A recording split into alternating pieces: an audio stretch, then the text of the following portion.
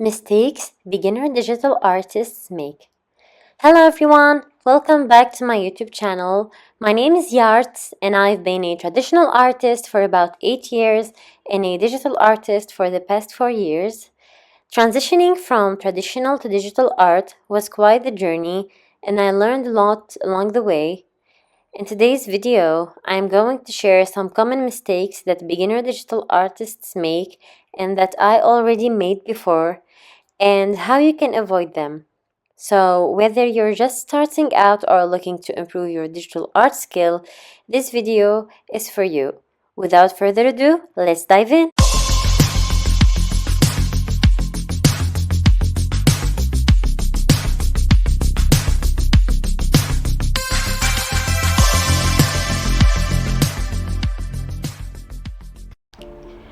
Searching for the best drawing program. First up, let's talk about the drawing program and apps. So, many beginners think that they need to buy apps like Procreate to make good art, but that's not necessarily true. So, as I said earlier, I have been a traditional artist for years and I precisely drew realistic portraits. When I transitioned to digital art, I wanted to do more of stylized drawings. So I started using Adobe Fresco, the free version, and I was convinced that I had to buy Procreate to make my art better. However, there are a lot of plenty free options out there like Adobe Fresco, Ibis Paint, Clip Studio Paint that are well performing as well. So don't feel pressure to spend money on the most popular apps. You can explore the free version and the free ones first, especially if you are starting digital art for the first time.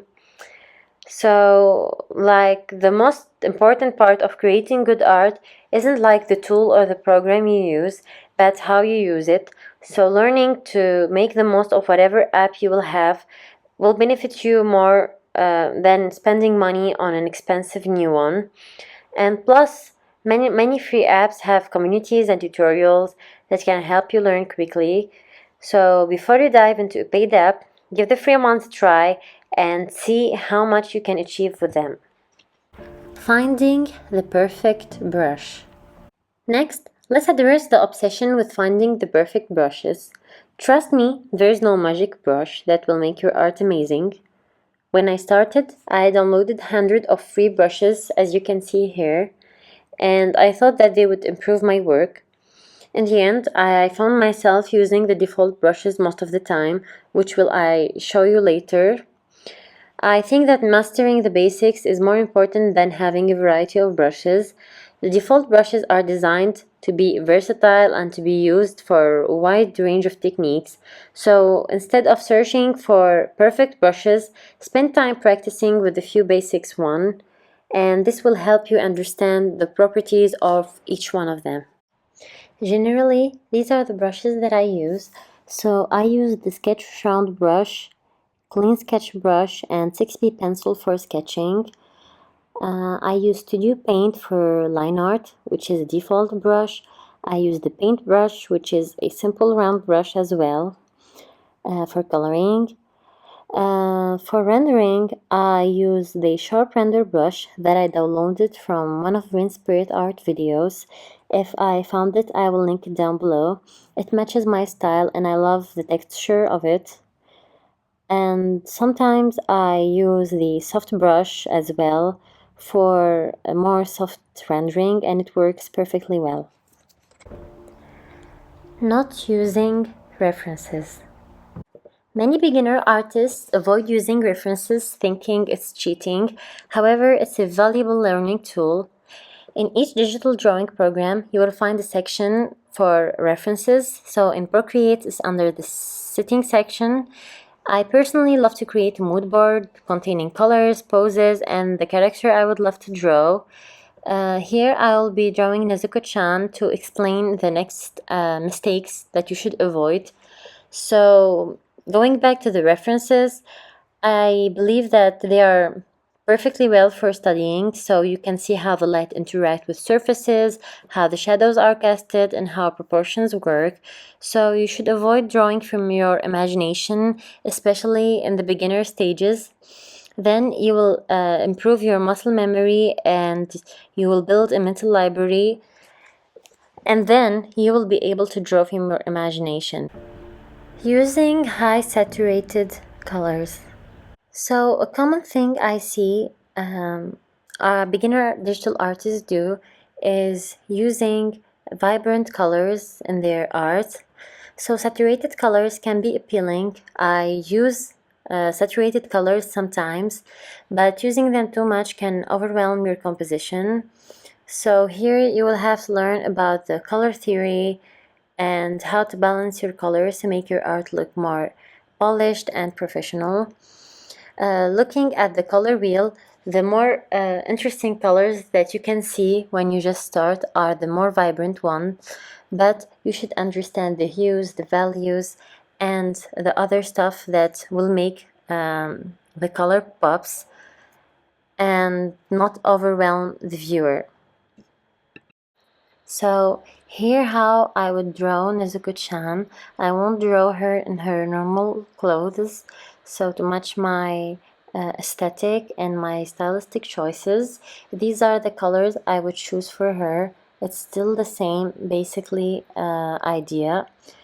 However, if you would like to do more saturated color, you will end up with something like this. You can see I didn't change much. It's just the same colors, but the saturation differs. I see a lot of artists unfortunately use very vibrant colors, which as you can see, they are very hurtful to the eye. Another tip I can give here is to avoid using a true black when coloring and opt for a more dark gray color. Also, it's preferably better to avoid using pure white, especially when drawing the eyes, as you can see here. So I mainly use a light gray as well to make it more appealing and to make it stand out more. Overusing the airbrush and the blending tool. Another mistake is overusing the blending tool, which can make art look very muddy. So when you blend too much, you lose the sharpness and definitions that makes your art stand out. So think of it like mixing paint and it becomes a single and defined color, and it's very muddy. To avoid this, you should learn about layers, blending mode, and when to use sharp and soft shadows. I can make a YouTube video about this, so comment down below if you want to see that. And here I'm going to show you the difference between the very blended version and the normal version. So here Nezuko-chan looks like she had a very bad sunburn. Her facial features are lost and she looks muddy, very red, and very lost in features. However, if you see this piece, you can see the difference where there is a sharp line and there is also some smooth lines around the cheek, above the eyes, and in the forehead. I personally think of it as doing makeup for the face, and for the sharp shadows, I see where the light hits and how I can utilize it. And also it depends on the reference, and that's why I said earlier that using a reference matters a lot when it comes to drawing. Developing your unique art style. Lastly, let's talk about developing your art style. Many beginners are influenced by other artists they admire and want to establish a recognizable style quickly, so they forget about the basics and they jump in to find their own style. However, developing a unique style is a gradual process that comes from continuous practice and exploration. An art style is an accumulation of experiences, preferences, techniques. I achieved the art style I have now through a lot of practice, so don't rush it or force it. Let it develop organically. However, if you'd like me to make a video explaining how I developed my art style, leave a comment below, because I have a lot of tips and tricks that I found out the hard way and they helped me switch to something I'm comfortable with faster. On an ending note, I would like to say that I'm still developing my art and my art style. It is a gradual process and a continuous process. It comes with practice. I'm still practicing and I'm still learning daily. And I hope you guys found these tips very beneficial. And now I'm going to leave you with a speed paint of the drawing that we did together so you can observe it and learn more from it, hopefully. Those are some common mistakes that beginner digital artists make and how you can avoid them.